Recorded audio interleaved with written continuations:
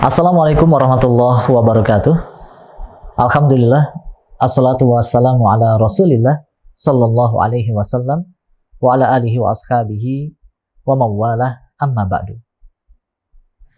Kawan Gansas dan juga kaum muslimin yang dirahmati oleh Allah Subhanahu wa taala, kembali kita akan menyimak sosok mulia dari salah seorang sahabat dekat Nabi sallallahu alaihi wasallam dan sekaligus sebagai sepupu beliau dan juga sebagai menantu beliau sallallahu alaihi wasallam yang juga kita kenal dengan nama Ali bin Abi Thalib radhiyallahu anhu.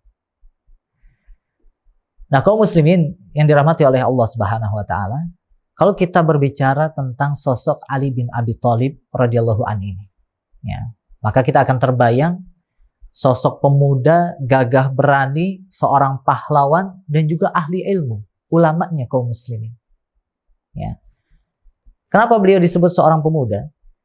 Karena beliau masuk Islam pada saat beliau masih usia kanak-kanak. Kurang lebih usianya sekitar 10 atau 12 tahun. Ya. Karena memang beliau sangat dekat dengan Nabi Shallallahu Alaihi Wasallam dan sering datang ke rumah Nabi untuk mengambil ilmu dan juga mengambil wawasan dari Nabi Shallallahu Alaihi Wasallam. Ya, sehingga ketika ditawarkan Islam oleh Nabi Shallallahu Alaihi Wasallam, beliau langsung menerimanya. Dan beliau adalah orang yang pertama masuk Islam dari kalangan anak kecil. Kemudian, ketika beliau masuk ke dalam agama Islam, beliau menunjukkan kehebatan yang sangat luar biasa. Ya. Beliau menunjukkan kepahlawanan yang sangat luar biasa.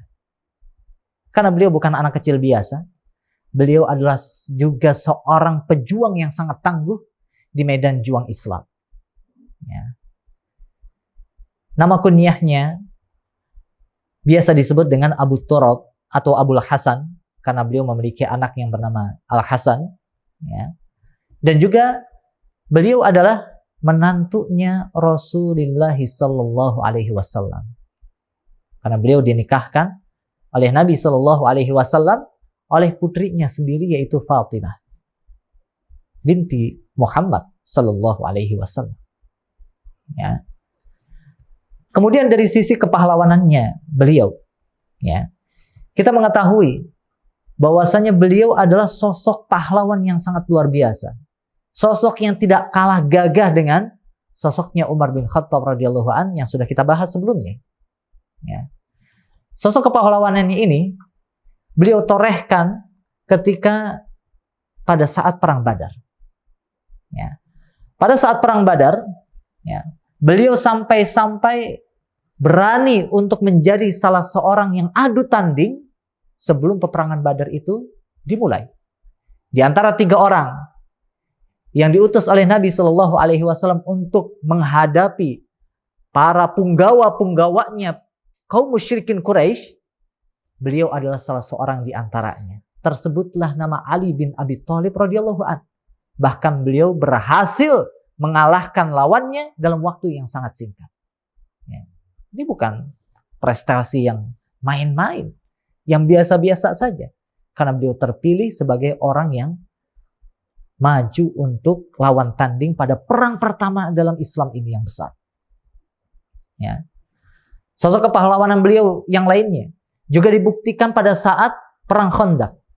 Ya, pada saat itu Madinah dibuatkan Khandaq atau parit besar yang mengelilingi kota Madinah, dan beliau adalah orang yang menjaga parit itu sehingga ada seorang musyrikin Quraisy yang berhasil menyeberangi dari parit besar itu. Majulah Ali bin Abi Thalib dengan gagah beraninya, padahal musyrikin Quraisy itu terkenal dengan bahwa dia orang yang pandai menunggangi kuda dan juga berperang dengan kuda. Namun dengan gagah berani beliau menghajar dan juga mengalahkan musuh tersebut.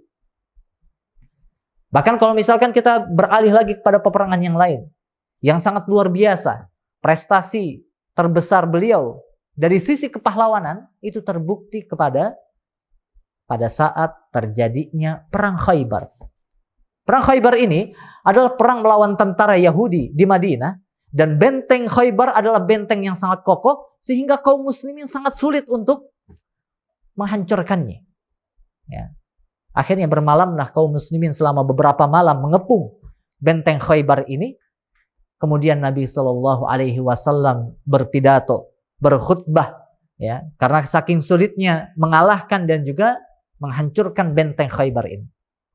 Nabi Shallallahu Alaihi Wasallam bersabda mengumumkan sahabatnya sambil mengacungkan pedang yang beliau bawa. Kemudian beliau mengatakan, wahai kaum muslimin, ya, esok hari akan aku serahkan pedang ini, kata Nabi Shallallahu Alaihi Wasallam, kepada orang yang telah dipilih oleh Allah Subhanahu Wa Taala dan dicintai oleh Allah dan Rasulnya, sedangkan dia pun mencintai Allah dan Rasulnya. Pada saat itu para sahabat yang lainnya sangat berharap bahwa mereka lah yang dipilih. Sehingga pada esok paginya berdirilah Nabi Shallallahu Alaihi Wasallam untuk mengumumkan siapakah yang berhak untuk memegang pedang ini. Lantas ternyata orang yang dimaksud Nabi ini tidak muncul. Kemudian Nabi Shallallahu Alaihi Wasallam bersabda, kemanakah Ali bin Abi Thalib radhiyallahu anhu? Para sahabat mengatakan, wahai Rasulullah, Ali bin Abi Thalib sedang uzur. Apa uzurnya? Beliau sedang sakit mata pada saat itu. Bayangkan, pada saat posisi yang genting, qadarallahu ma syafa'al, ternyata beliau sedang diuji sakit matanya. Namun ternyata itu bukan untuk mengurangi kemuliaan Ali bin Abi Thalib, namun untuk menambah kemuliaan Ali bin Abi Thalib. Dengan sabdanya Nabi Shallallahu Alaihi Wasallam memerintahkan, panggil Ali bin Abi Thalib ke sini. Dipanggillah Ali bin Abi Thalib, wahai Rasulullah, aku sedang uzur. Ya, khawatir ketika masuk ke dalam medan juang, aku tidak bisa memenuhi amanah dari Allah dan Rasulnya. Ya. Lantas Nabi Shallallahu Alaihi Wasallam mengeluarkan air liurnya yang mulia, kemudian dioleskan ke mata Ali bin Abi Thalib. Lantas sembuhlah mata Ali bin Abi Thalib ketika itu. Dan ini salah satu mukjizat dari Nabi Shallallahu Alaihi Wasallam. Lantas diserahkanlah pedang itu kepada Ali bin Abi Thalib radhiyallahu an, dan walhasil Ali bin Abi Thalib dengan izin Allah Subhanahu wa taala berhasil memimpin perang Khaybar dan juga menghancurkan kaum Yahudi pada saat itu. Yang sebelumnya sangat sulit untuk dihancurkan. Ya. Ini sosok kepahlawanan Ali bin Abi Thalib radhiyallahu anhu. Bahkan sampai di sebagian riwayat pada saat perang Khaybar ini, ya, Ali bin Abi Thalib ketika benteng Khaybar ada pintunya dua, benteng itu kemudian roboh karena serangan dan terjangan kaum muslimin, ya, Ali bin Abi Thalib dengan gagah berani mengangkat satu pintu benteng Khaybar itu dengan satu tangannya, sedangkan yang tangan satunya lagi beliau pakai untuk menggenggam pedang dari Rasulullah Shallallahu Alaihi Wasallam. Sangat luar biasa. Beliau adalah pemuda yang sangat gagah, berani, namun beliau juga seorang ulama Islam. Beliau juga ahli ilmu. Nah, ini jangan sampai kita hanya sekedar berani berjuang, tapi harus dilandasi dengan ilmu-ilmu yang sesuai dengan Al-Quran dan juga As-Sunnah. Sebagaimana yang diajarkan oleh Nabi Shallallahu Alaihi Wasallam dan juga para sahabatnya. Sebagaimana Ali bin Abi Thalib radhiyallahu anhu. Kaum muslimin yang dirahmati oleh Allah Subhanahu wa taala, kawan gansas yang semoga Allah Subhanahu wa taala rahmati. Sisi ketinggian ilmu Ali bin Abi Thalib radhiyallahu an ini bisa kita lihat dari sepanjang kehidupannya. Ya, bahwa beliau adalah bukan hanya sekedar seorang pemberani, tapi juga ahli ilmu. Bahkan ketika kekhalifahan Umar bin Khattab radhiyallahu an, beliau diangkat menjadi seorang wazirnya, penasehatnya presiden, penasehatnya khalifah Umar bin Khattab radhiyallahu an. Ini karena tingginya ilmu beliau. Sampai-sampai ada satu peristiwa, yaitu pernah satu ketika Umar bin Khattab menginstruksikan kepada seorang wanita yang dia sudah melahirkan padahal dia baru 6 bulan menikah. Kata Umar bin Khattab, rajamlah dia karena dia telah berzina. Kenapa? Tidak logis, baru 6 bulan sudah melahirkan, baru 6 bulan menikah. Lantas kata Ali bin Abi Thalib radhiyallahu an, tahan dulu. Bukankah engkau telah membaca, wahai Amirul Mukminin, yang mana Allah Subhanahu wa taala berfirman di dalam Quran surat Al-Ahqaf ayat yang ke-15, wa hamluhu wa fisaluhu 30 syahra. Dia hamil dan juga melahirkan, menyusui sepanjang 30 bulan. Artinya, kalau menyusui itu 2 tahun, yang artinya 24 bulan, maka masih logis usia kehamilan itu 6 bulan.